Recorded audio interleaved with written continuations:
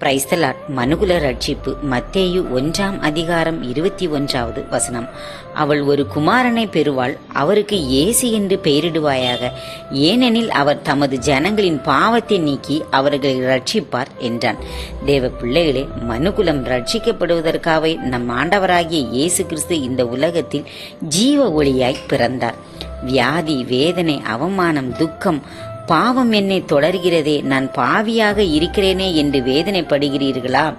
நம்மை மீட்டெடுப்பதற்காகவே நம் தேவன் பாலகனாக பிறந்தார். தேவன் சொல்கிறார், பாவத்தை மறைக்கிறவன் வாழ்வடைய மாட்டான், அவைகளை அறிக்கை செய்து விட்டு விடுகிறவனோ இரக்கம் பெறுவான் என்று. நாம் நம்மளுடைய தவறுகளையெல்லாம் நம்மளுடைய ஆண்டவராகிய இயேசு கிறிஸ்துவிடம் ஒப்பு கொடுப்போம். இருள் போன்ற சூழ்நிலைகளை மாற்றி வெளிச்சத்தை நாம் காணும்படி செய்வார். சுவிசேஷம் அறிவிப்போம். தேவனின் சமாதானத்தை நம் அனைவரும் பெற்றுக்கொள்வோம். ஆமென்.